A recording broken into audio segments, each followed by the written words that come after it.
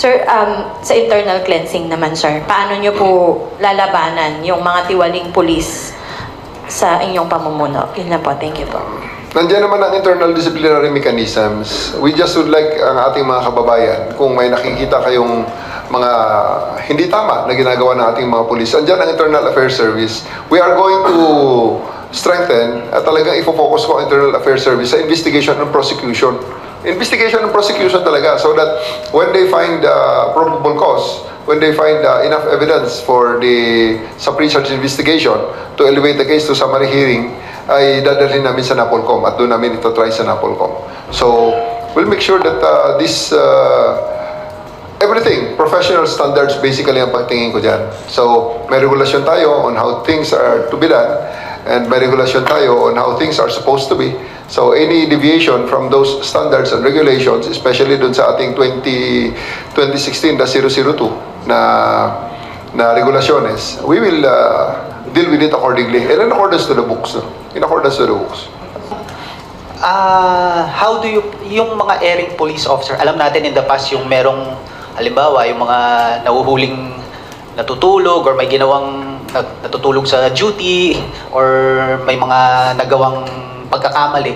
Paano yung stand nyo sa yung public humiliation of police officers? Gagawin nyo ba yun under your term?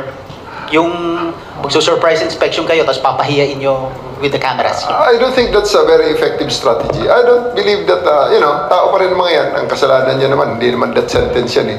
Pero eto, sisigurado ko sa inyo behind closed doors, talagang makakarinig siya at makikita niya kung anong disiplina na ating sinasabi. No, it will be on our, kasi internal, kaya nga tawag internal disciplinary machinery. Wala namang sinasabing public disciplinary, walang ganon. So it's all about internal mechanisms, internal controls, and internal procedures. So, yan, we'll deal with that accordingly. Yung sa Quezon City, no, ako ang district director dyan, senior na namin ang duty hours 8 hours.